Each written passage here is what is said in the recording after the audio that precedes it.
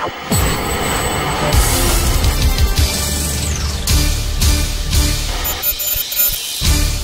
I'm Jerry Kenney, and thanks for joining us for this edition of America's Survival TV on Roku.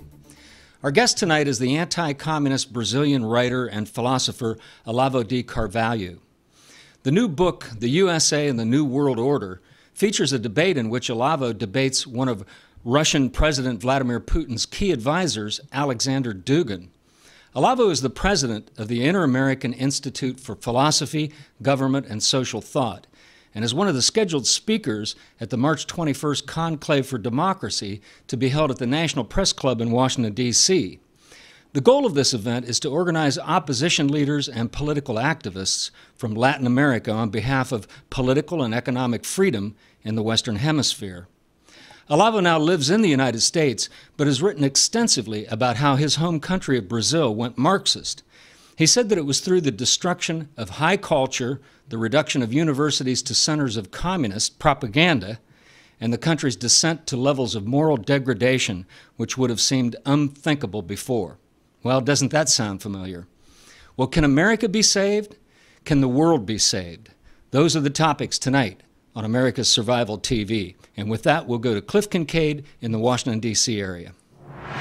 Jerry, thanks a million. We do have a great treat tonight. We're going to be talking with Olavo de Carvalho, the Brazilian philosopher and writer, who can explain not only what's happened to Brazil, which is being led at the current time by Dilma Rousseff, the former communist guerrilla, but can explain the same processes that were at work in Brazil as they affect the United States, not only America under Obama, but so many different countries throughout Latin America.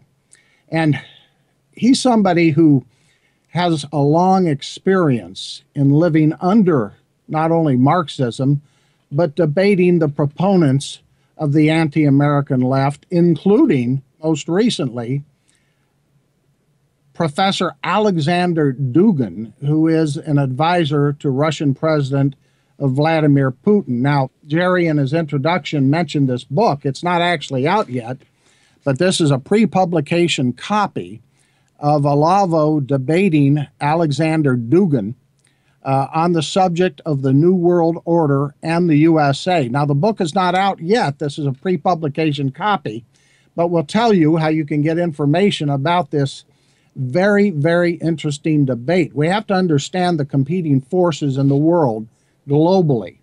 And as a matter of fact, just today we have posted a new column I've written about the role being played by the Roman Catholic Church in world affairs. Now, getting back to Alexander Dugin for a second, faithful viewers of America's Survival TV know that we published last year this book, Back from the Dead, The Return of the Evil Empire.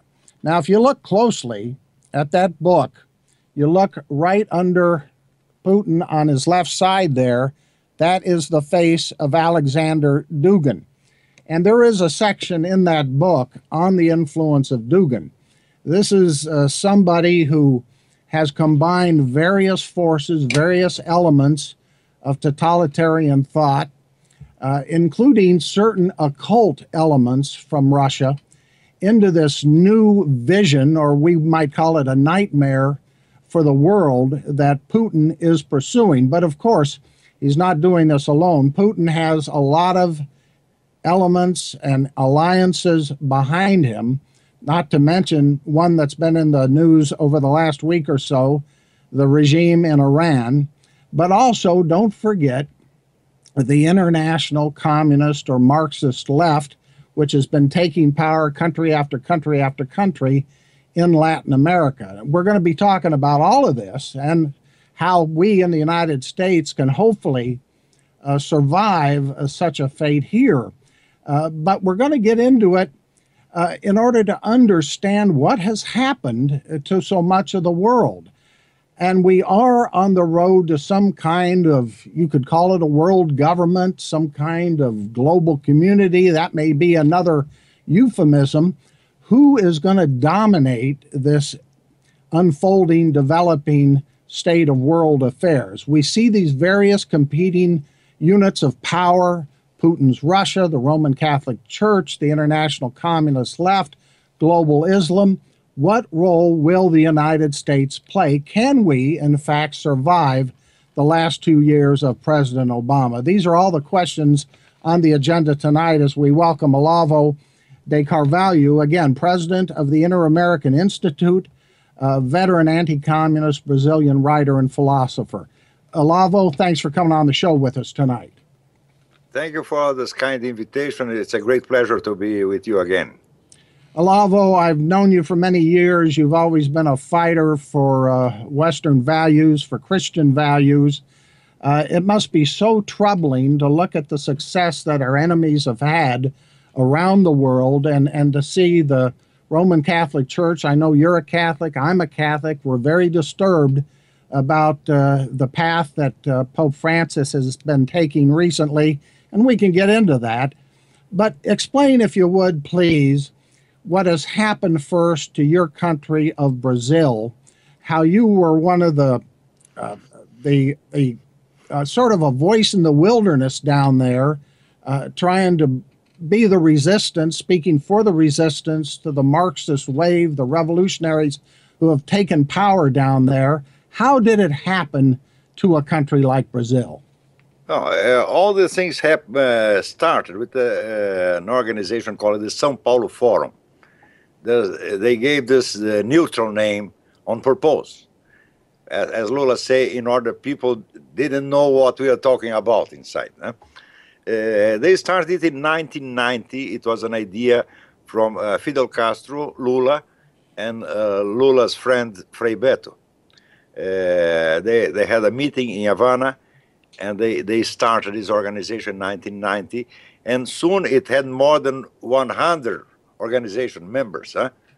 This organization included legal political parties and criminal organizations, drug dealers, kidnappers, like the Chilean MIR, Movimiento de la Izquierda Revolucionaria, and the FARC, the Colombian Revolutionary Armed Forces, who has the monopoly of the drug dealing in Latin America nowadays. With a little help from Mr. Clinton, who helped the Colombian government to fight the drug dealers with the condition of not touching the political organizations.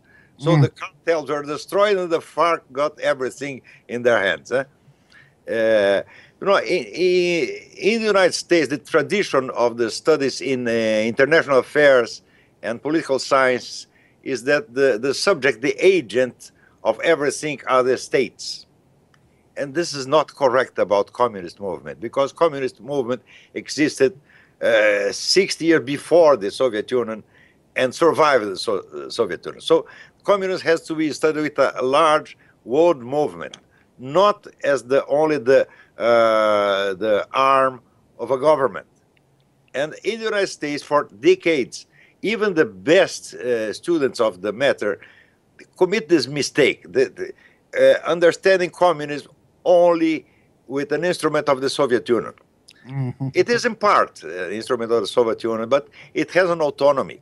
In the year 2000, the French philosopher Jean-François Revel wrote a book, La Grande Parade. I don't know how to translate this in English. How would you say it? La Grande Parade? The Great Parade, where he asked how it's possible that 10 years after the destruction of the Soviet Union, the communist movement is so strong when it should be completely destroyed too. Well, this is the answer. The communist movement does not depend from the Soviet Union. It is an autonomous movement. It includes the Soviet Union, and not is included in it. And it has many ways of action that escape the usual approach of the political scientists and international relations students. Some subtle ways of influencing the culture bit by bit. They learn, in the 20s, the Hungarian philosopher George Lukács proposed some changes in the communist strategy, and he was repelled by the Soviet Union. They said, we don't want this here, but they sent him to Germany, where he founded the so-called Frankfurt School. And the speciality of the Frankfurt School is cultural penetration, cultural destruction, very subtle and long-term destruction, destructing all the values, all the beliefs, all the trust, the confidence of people one another, and spread suspicion everywhere, and speak against everything. Yeah? And this was eroding the national American culture and national American pride and so on.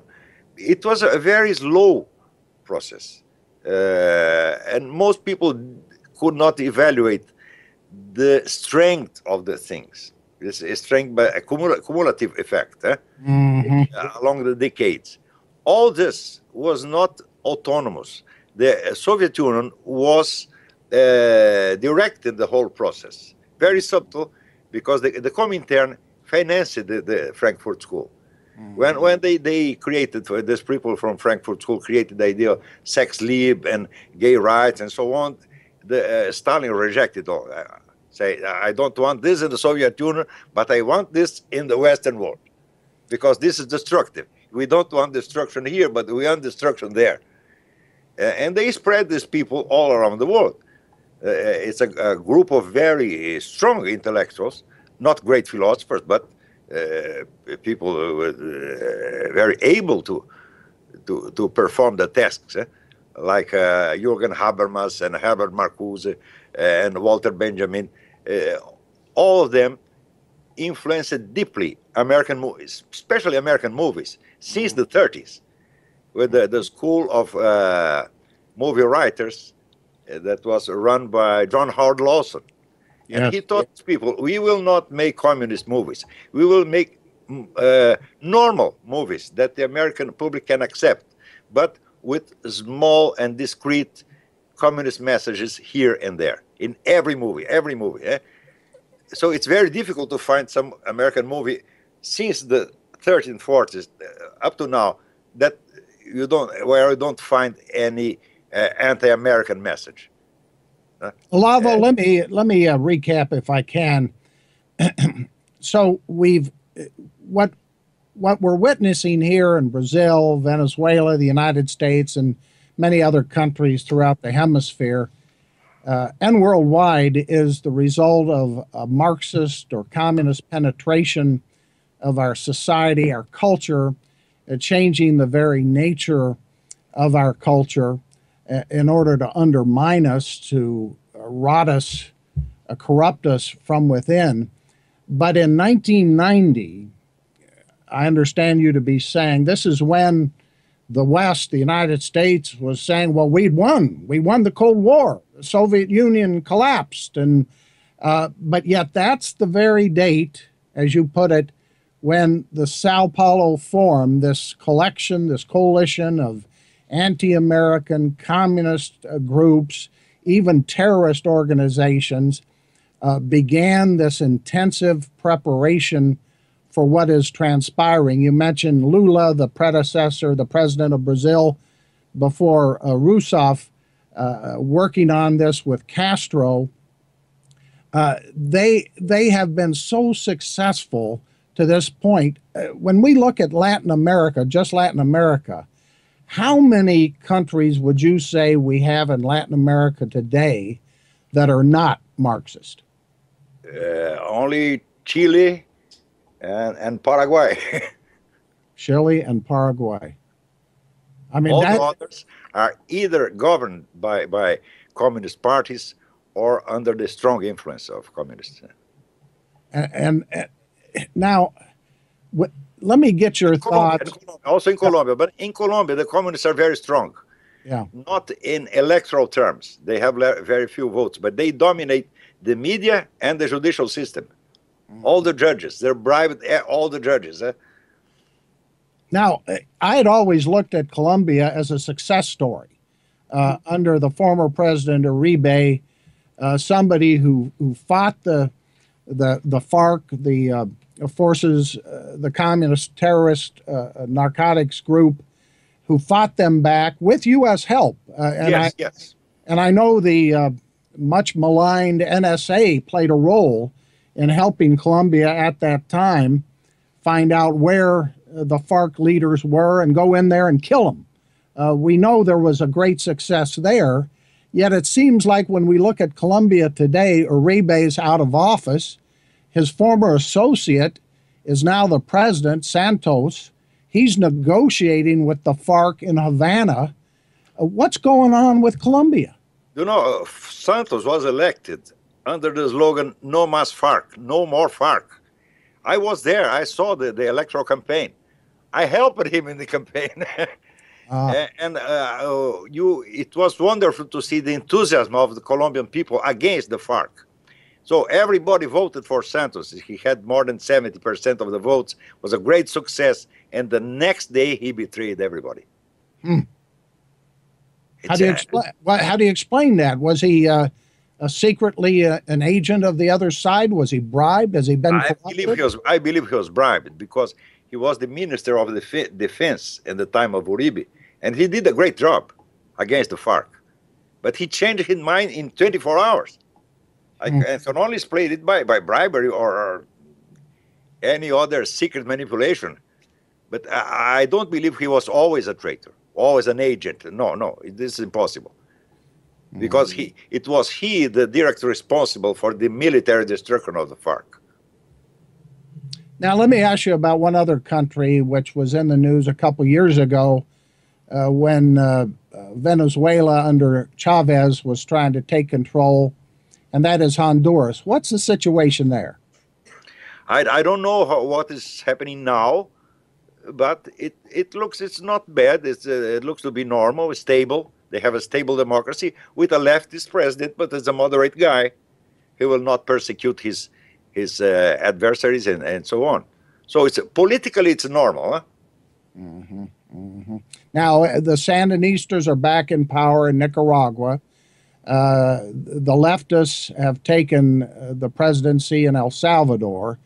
I mean, all of this has been happening while the United States and the West gloated in the collapse of communism. Was this part of the deception to get us thinking that we had won, and meanwhile they made all this progress from their perspective right under our noses in the Western Hemisphere? Yes, in part it was a deception, but in part it's also a mistake from American politicians and opinion makers, because when they defeated the Soviet Union, but not the communist movement, they thought those things were the same. They are not the same. This is the problem. The communist movement created the Soviet Union and survived it. It's very strong in the whole world, and nothing was done against them. It was done against the Soviet Union, and very well done by Ronald Reagan. Huh? But this is not everything. So, as you just observed, in the very year where the Soviet Union was toppled, they were creating the Sao Paulo Forum, and the motto, the slogan was, "We will reconquer in Latin America everything that we lost in East Europe." And they did it. And in the beginning, nobody believed it, because people in Brazil, they read the American press and believe everything. So when they read the Soviet Union is over, they said there is no more communism, there's no more problem. And I try to explain that the communist movement is not the same thing as the Soviet Union, but everybody say I was crazy. When I started writing about the Sao Paulo Forum, nobody believed it. I was not the first to investigate this. It was there was a lawyer in São Paulo called José Carlos Graça Wagner, a great friend of mine.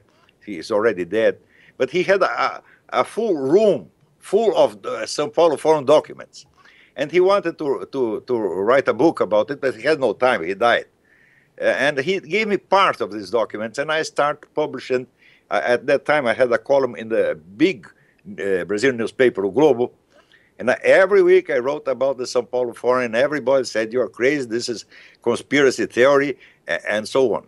But in 2000, I believe in 2005, Lula himself made 2 speeches in the celebration of the 15th anniversary of the Sao Paulo Forum, confessed everything. He told, We have this organization. It's not properly secret, but it's discreet, so that nobody knows what we are talking inside it, and so on. And he told everything. And soon after, there was a video of the Third National Congress of the Workers' Party, Lula's party, confessing this São Paulo Forum is the strategical coordination of the left in Latin America. Because when I started writing about this, the Workers' Party reacted, saying, "Oh, you are lying. The São Paulo Forum is just a club for debates. It has no authority at all. All this is a lie." I said, "No, the club of debates does not issue resolutions." And every General Assembly of the São Paulo Forum ended with resolutions that were signed unanimously by 200 parties. So it was the whole of leftist politics in America that was decided in the São Paulo Forum. And Lula even boasted that we put Hugo Chavez in the power, because Hugo Chavez only entered the São Paulo Forum when the organization was already 5 years old. He was a newcomer, but he was very well received, and people decided to promote him. And they put him in the presidency of Venezuela. And Lula boasted, we did it. So there was a kind of mutual interference in the politics of several countries. The government of one country interfering in another one. This was, for them, was normal. And all this was secret. Ladies and gentlemen, we're talking with Olavo de Carvalho. He's president of the Inter-American Institute. Go to his website at theinteramerican.org, theinteramerican.org. Now, there's so much I'd like to talk to you about. This pre-publication copy of the book, The USA and the New World Order, with your debate with Putin advisor Alexander Dugin, is just fascinating in so many ways. I do want to talk about that, as well as President Obama and his relationship with this international communist movement. Of course, he regards Brazil as a friend, the government of Brazil. He just normalized relations with Castro's Cuba, using Pope Francis as a mediator. Let's get back to the old Soviet Union and Russia today and get your thoughts on that, Olavo, because as I read this debate you had with Dugin, and we'll give you the website where you can read it for yourself up on the internet. And when I read a very interesting article you have posted at your Inter-American Institute website as well, it seems like you've concluded that Dugin has combined, I think as you put it, elements of the old Soviet Union, Tsarist Russia, some esoteric philosophy, some elements of Nazi philosophy. I mean, it looks like he's throwing a heck of a lot of stuff together to keep Russia going and to make Russia into a modern-day imperialist power. Is that a correct reading? Yeah. I believe that ideologically or philosophically, Dugin's thought makes no sense at all. But it makes very good sense in the strategical point of view, because he's a great strategist. And his strategy is to gather everybody that has something to do or to speak against the United States. And gather everybody, communists, Nazis, Muslim, fascists, traditionalists, everybody. And he is well received in all these groups. And this is his magic. We will not discuss our difference, because we have we have to first to destroy the great Satan, that is the United States. He creates many strange theories that there are some Atlantic powers and terrestrial powers, and the terrestrial powers are the good guys, and the Atlantic are the bad guys, and we have to destroy the Atlantic. Well, the Atlantic are the United States and Great Britain. The most extraordinary thing is that he is very well received in very different groups. Can you imagine communists, hardline KGBs, sit on the same table with the French New Right? And traditionalists, disciples of René Guénon and Julius Evola. And he is able to gather all these people and to make all them to speak like friends, because they are all against the United States. This is a work of genius, but it's not properly an ideology, and it's not a philosophy. It is a strategic conception. And let's talk a little bit about the Muslim. He inspired in part in Stalin, because few people know that Stalin did a great job with several nations in the Soviet Union. He stimulated nationalism in each of these nations, and national culture and so on. The more nationalist they became, the more attached to the Communist Party. And so he conciliated different interests, completely antagonistic. And Dugin is doing exactly the same thing. Mm-hmm. Now, let's look at a couple elements of this Dugin approach that Putin seems to be following. What is Israel a target?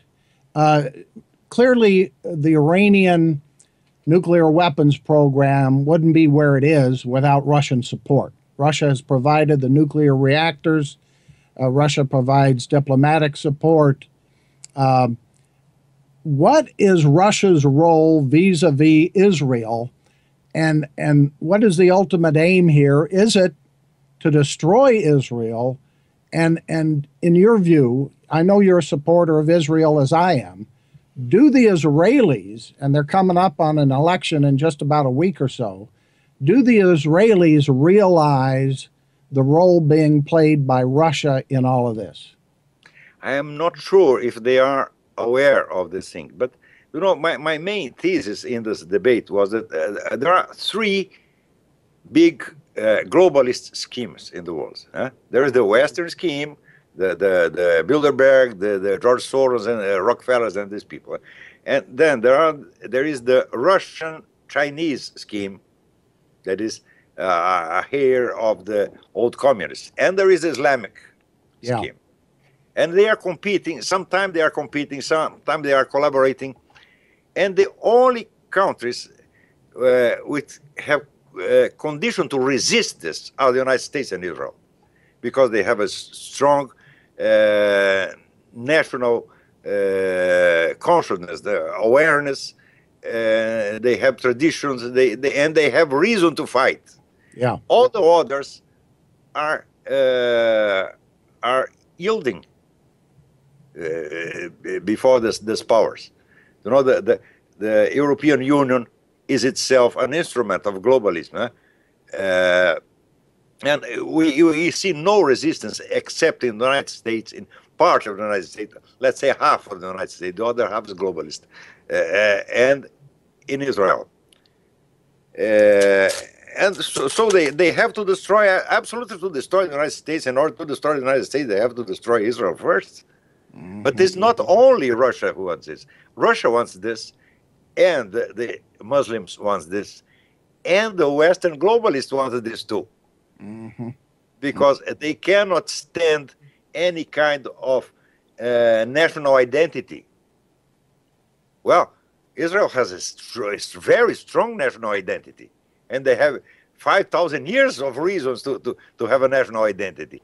They will not accept this kind of globalist authority over them, never. And the Americans will not accept it either. And so these are the main obstacles, the United States and Israel. Mm-hmm. So you have three great schemes. Well, and the Catholic Church. The Catholic Church could be and would ideally be the main center of resistance to these three schemes. But it looks to be adhering already to these things. Owing to this book. And that's Olavo, that's the subject of a column. I've written a couple articles about this. I've got one up today about how a leading Marxist writer has actually written a long piece. Let me grab his name here.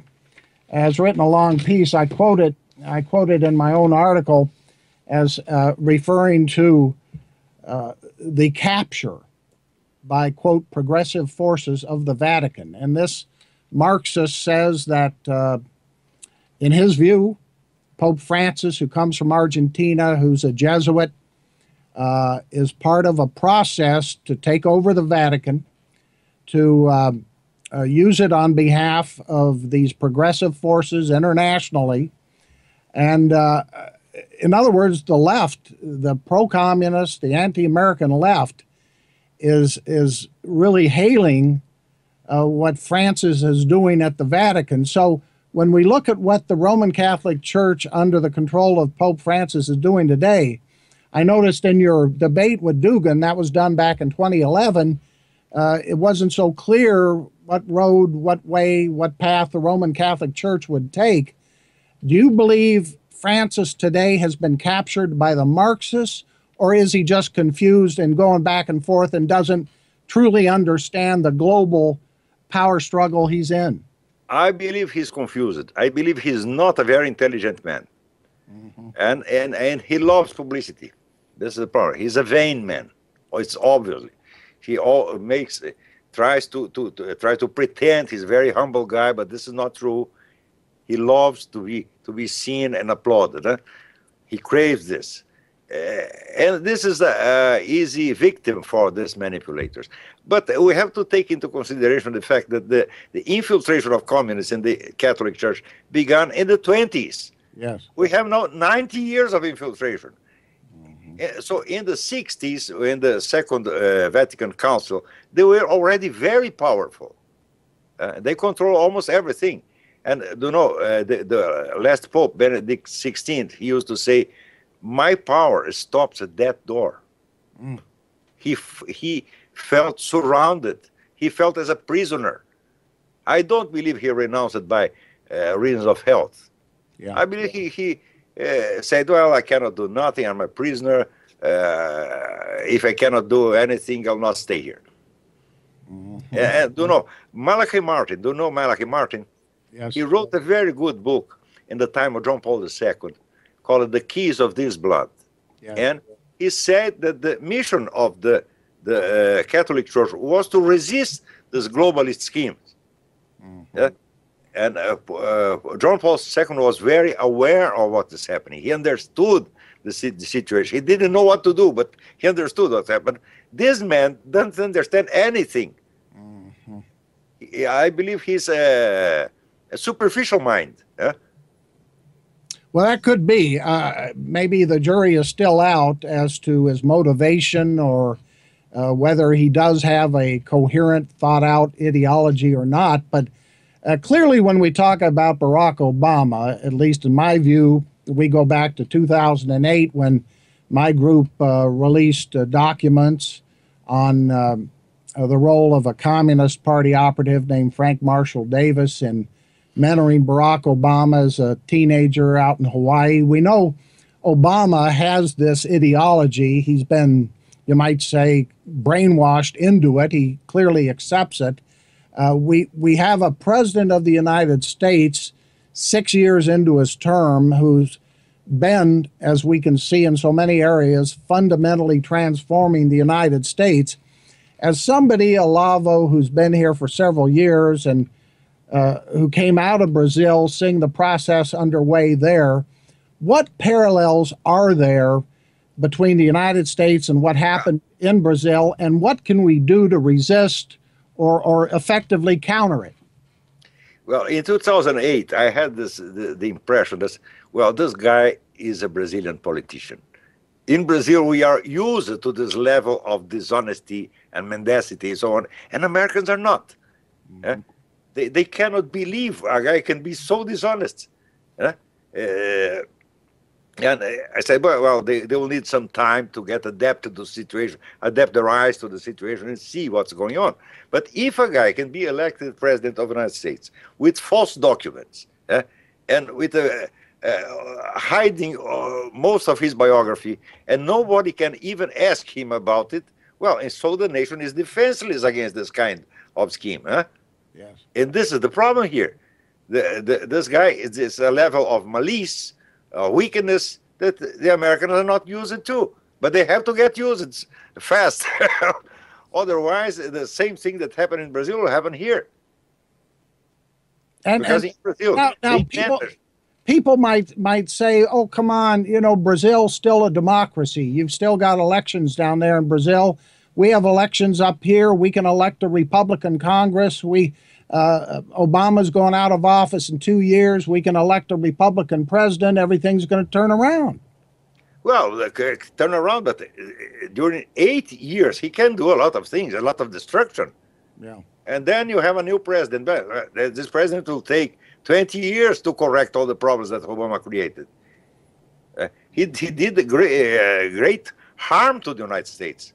This was not free. This will cost lots of money and lots of time and lots of human effort. And all this could be avoided if in 2008, the first one who published something about Obama's documents was a lady called Debbie Schlussel. And everybody thought she was a little crazy. Yeah? And I say, well, she's crazy, but she's telling the truth. The document is really false. You can see with your own eyes. But nobody wanted to believe because this was too bad. This was looking even too stupid. He said nobody will try to dupe us with such a childish trick. Well, they did the childish trick, and it worked. This is the fact. Yes. Now, whether his documents are real or not, I think my argument would be we knew enough about him, even back in 2008, if the media had paid attention to our reports on his relationship with Frank Marshall Davis, his ties to the Democratic Socialists, the communist terrorists in Chicago. I mean, I can go down the list. We knew all that. We knew about his connections to pro-Arab terrorist groups, pro-PLO groups, and still we couldn't get the major media to pay attention, not even the conservative media for the most part. Nobody wanted to believe it. Yeah, nobody wanted to believe it. This is too bad to be true. This should be, maybe is a right-wing conspiracy. Yeah, well, so I mean, this all sounds sounds almost pessimistic, though. Now, but in terms of what we can do here, explain to our viewers, as somebody who came out of Brazil, up here in the United States, we see stories about, well, Brazil just went through another election, and you had a very close election there on the presidential contest, and Dilma Rousseff. It was not an election, because if the counting of the votes is secret, you cannot trust it. This is not a real, it's not a normal election. It's not a legitimate election. This is a fraud, a complete fraud. Mm-hmm. And the guy who was responsible for the counting of the votes as the president of the Electoral Commission, he had been a lawyer for the attorney for the Workers' Party. He worked for the Workers' Party for years. Mm-hmm. And was a protege of the Workers' Party, and he just returned the favors he received. So only 23 people follow the vote, the counting of the votes. This is so absurd. This is so obviously a fraud. Let me give out some identification information here. Ladies and gentlemen, we're talking with Olavo de Carvalho, president of the Inter-American Institute. He's a prominent Brazilian writer and philosopher. His website is theinteramerican.org. We've been referring to his debate with Alexander Dugin, the Vladimir Putin advisor. This is a pre-publication copy of the book, but you can go to the website and read the debate for yourself. That website is http://debateolavodugan.blogspot.com. That's debateolavodugan.blogspot.com. Again, it's important. It's fascinating to read this debate and understand in concrete terms what Dugin is up to, and who are the global players in this unfolding drama, this global power struggle. Is there, Olavo, any way in your view at this late date that we can avoid what looks like is coming a world socialist regime or dictatorship of some kind? Of course, we can always do something. We can always fight. But the problem is that you have to get your eyes used to the new situation. If people don't believe, there are people that are so wicked, more wicked than they can imagine, they will not fight them. This is the problem. It's a problem of vision. Get your vision, use it to a new level of dishonesty, an upgrade of dishonesty. And this is happening before our very eyes. And in Brazil, in the beginning, nobody wanted to believe me because they had the same reaction. Oh, this is too bad to be true. Yeah. It took more than 15 years in order people to begin to pay attention to what I was saying. Now, you know, during this meetings in the streets, thousands of people in the street, they show pancards, how do you say, cartazes? Cartazes, como se diz? They become inscription, Olavo is right. Everybody, now everybody knows I was saying the truth, but it took more than 15 years. And here you have the same difficulty. You have to insist and insist and insist and never give up. Never, never, never, never, never. It's not a matter of ideology. It's not a matter that we are the right and they are the left. We are telling the truth. We are telling the facts. And they are lying. This is the main point. How much resistance is there in Brazil? Now, you know, today there was news from the government itself. You know what the support for Dilma now? 7%. 7%. So 93% of the Brazilians are against Dilma Rousseff. And yet she just won that election, according to the official count. Didn't she get about 52% of the vote? She won no election at all. Okay. How can you say that? How can we accept a secret counting of votes? Totally fraudulent. Totally fraudulent. Yeah. We can never accept this. An election has to have transparency. Everybody has to have access to the counting of the votes and verify it, and then we accept, well, you won. We count the votes and you won. That's okay. But we cannot count the votes. We cannot even see the votes. And the machines are programmed not to be audited. They cannot be audited. So it's useless to count the votes now, because only the votes that are registered in the machines, only final results are there. These are the Smartmatic machines? Smartmatic machines, yeah, that. And by the way, on that point, let me mention before I go to my co-host Jerry Kenney for some questions.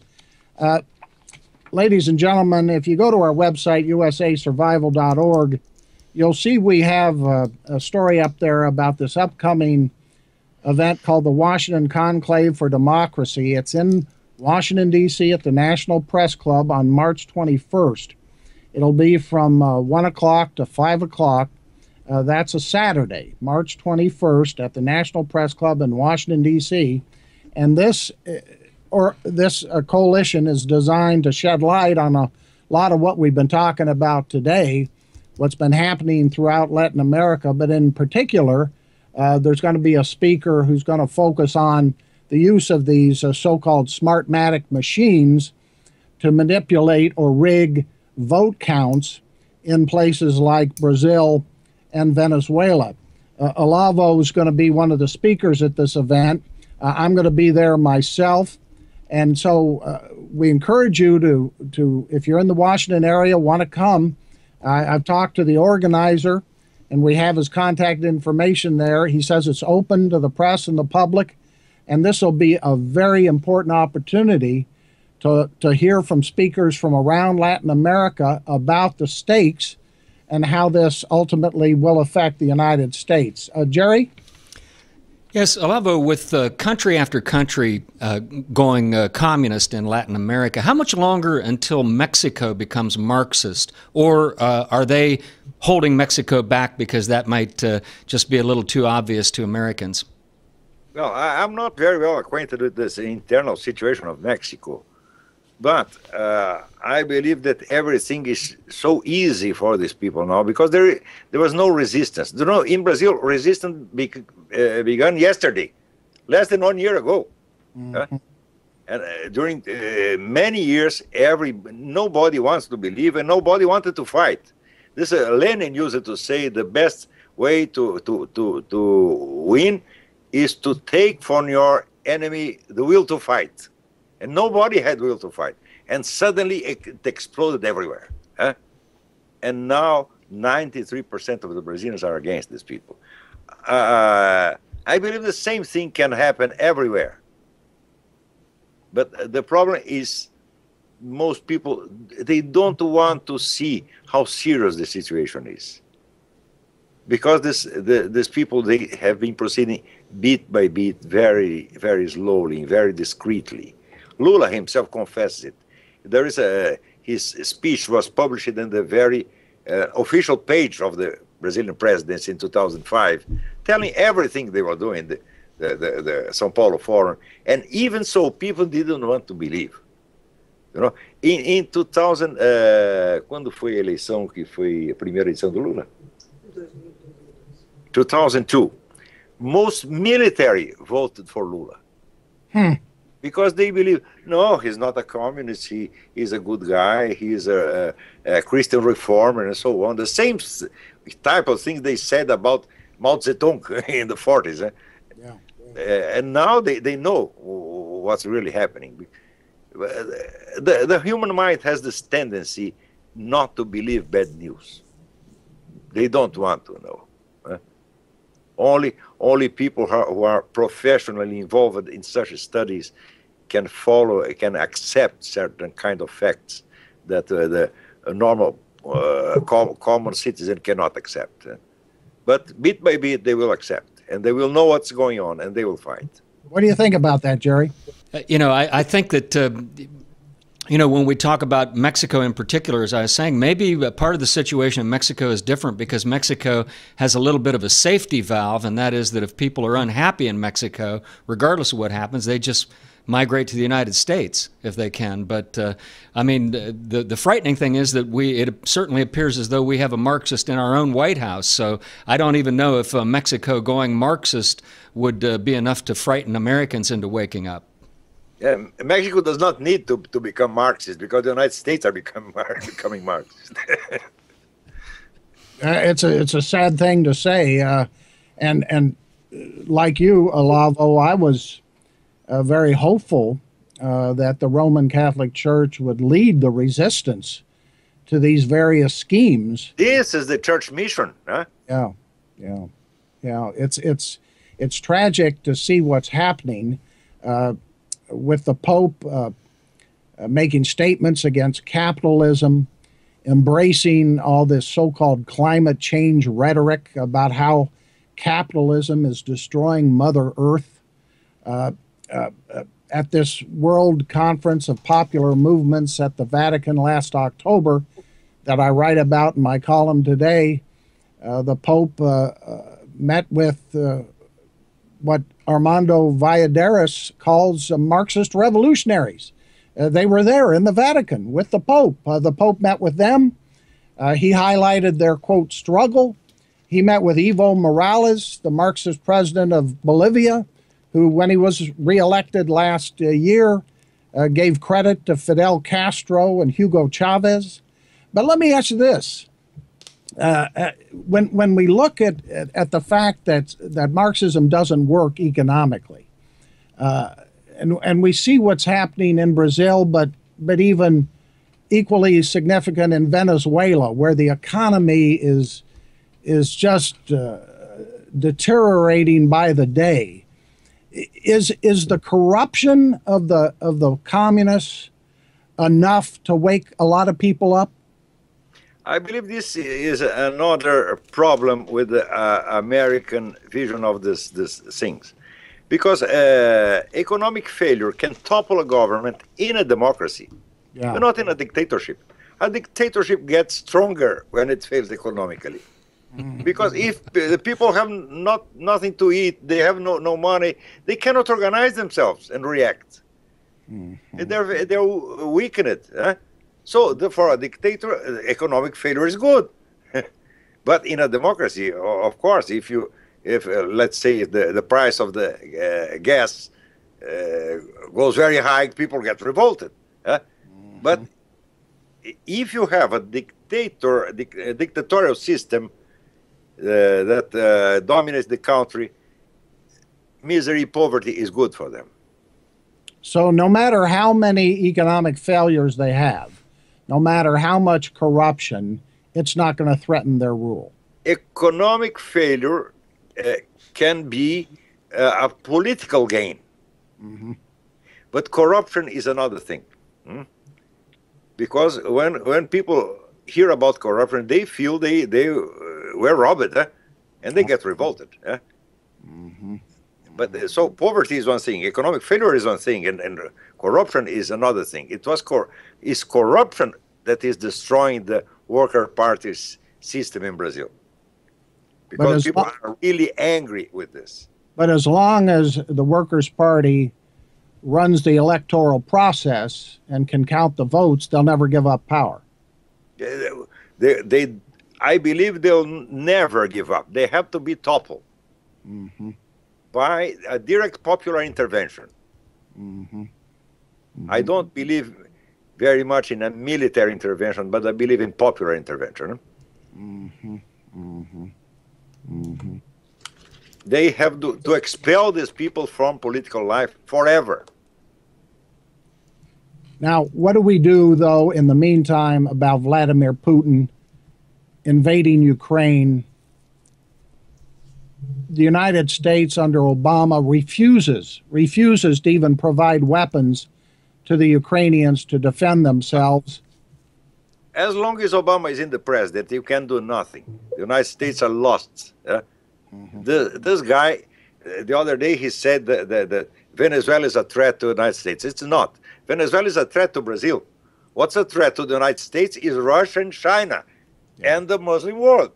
But he cannot say this. So see, he blames Venezuela, a little country. This is of course, is disinformation. Venezuela is no problem for the United States, but Russia and China are. And because Russia and China are acting by means of Venezuela. Venezuela is an instrument for these people. Venezuela is not the active agent of the situation. It's an instrument only. But Obama will never say this because he is trying to collaborate with Russia and China and with Iran and so on. He's obviously against the United States. It's one needs to be blind not to see this. Yes. Well, it's an extraordinary situation we have with a Marxist in the White House in the United States. The failure by so many in our political system and our media, including on the conservative side, to recognize what's happening. I agree with you totally. There's still people who just can't bring themselves to admit we have a Marxist in the White House and to react accordingly, to call him that, to say it like it is. That's why I like you so much and your work. You're not only on target, but through your writings, this debate with Dugan, you offer a coherent philosophy of countering this dangerous alliance against the United States, against Israel and our allies. You understand the basics of what it's going to take to save Western or Christian civilization. It's the same thing that Armando Valladares, who served 22 years in prison in Castro's Cuba, said in his column that I quote today.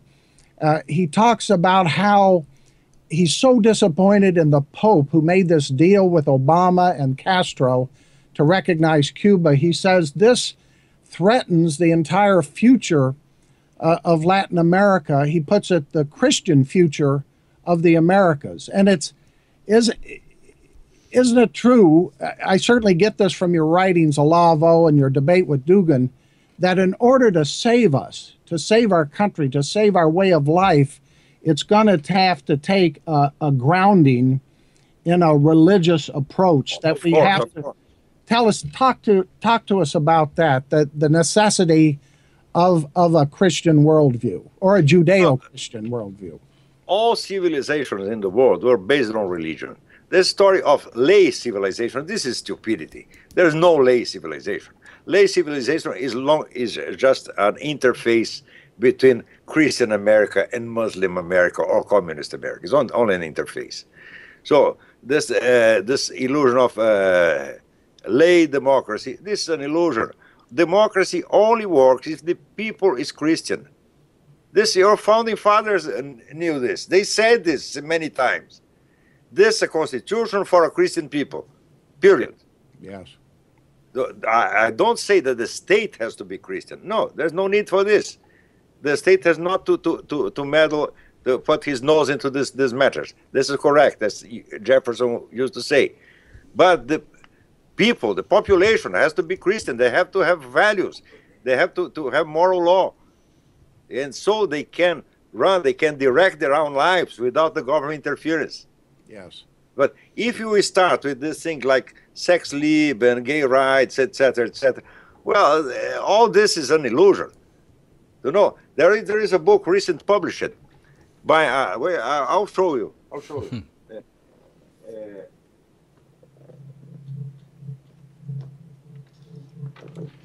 This guy, David Richards, is a gay ideologue in Great Britain. Mm-hmm. And he wrote this book, The Rise of Gay Rights and the Fall of the British Empire. Mm. And he said, we, the gays, we toppled the British Empire. And he's right. Because, you know, in every nation, you have a kind of an elite, an aristocracy or oligarchy. This is a fatality. This exists everywhere. The problem is when the oligarchy goes against the country instead of defending it. Yeah. How do you do this? You persuade them to get egoist, to think of their financial interests and sexual desires before, and to postpone the interests of the nation. Huh? If a guy is very interested in sex pleasure, he'll not be very generous. Huh? Sex pleasure is egoist by nature. And so the more a guy gets obsessed with sexual pleasure, the more he decays. This is not a problem of being heterosexual, homosexual. No? In Brazil, there is a guy who is proposing heterosexual pride. This is stupidity. Heterosexual, homosexual is sexual. And any politics based in sexual desire is crazy and destructive. Anyone. And, you know, Stalin knew it. This is the reason Stalin didn't accept these people for the Frankfurt School in the Soviet Union. He said, you'll go to preach these doctrines in Germany, in the United States, not here. and it's gotten so bad. Marxism. Gotten so bad that, as I wrote about in a recent column, we've got this person, this former Army analyst, Bradley Manning, in Leavenworth, in prison in the United States. He's the one serving 30, 35 years for espionage for giving classified information to WikiLeaks. This guy, he's obviously a troubled young man, is now in the process of going from Bradley Manning to Chelsea Manning, becoming a transgendered. And we're at this point in the United States, you probably read this, Olavo, that the U.S. Army, our Army, is providing at taxpayer expense hormone treatments so he can become a woman. I mean, this is the kind of thing that's happened. And I appreciate your point so much that in order to reassert or to recapture our culture, we have to be morally upstanding, upright people. And they are literally rotting us out from within. Yeah, they are duping us. Groucho Marx used to say, will you believe me or your own eyes? And these people are doing this with us because they dress a man as a woman, and we have to accept she's a woman. But I'm seeing she's not. I cannot believe my eyes. I have to believe the government. This is absurd. This is an attack to human intelligence, an attack to human consciousness. This is a crisis of anthropological dimensions. Huh? It is. I mean, the idea that two men can get married? No, two men. 3 men. In Thailand the other day, there was a marriage of 3 men. And what, not 4 or 5 or 25 or 150, eh? A lot of men, all naked, doing group sex. This is now a family. Oh. They want us to accept this, and seriously, we cannot laugh. Huh? If you laugh, you are homophobic. Ah! They're forbidding us to see with our own eyes.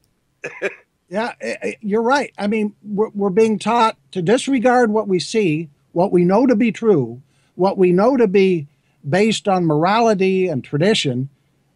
We're being taught, ignore all that and just accept it, go along with it. As we slide, I think it was the famous judge who didn't make it to the Supreme Court, Robert Bork, put it in his book, Sliding Towards Gomorrah. We're sliding into the abyss. And yet, so many of us are afraid to say, stop, we can't do this. We've got to save ourselves. We've got to save our country and our civilization, everything. We have to save our brain. Everything is on the line. Jerry, what do you think? Well, I think that people really need to understand what cultural Marxism is. You know, it's there is a reason that they're trying to degrade, our culture for political purposes. As you said, that's what it's all about. And there was a quote expert that was on the radio the other day. A psychologist, psychiatrist, I don't know what she was, but she was trying to explain to the audience here locally how prostitution should be legalized. And at that time, I'd had just about enough. And I called her and I said, you experts are the ones that are probably responsible for sending more people down the road to destruction.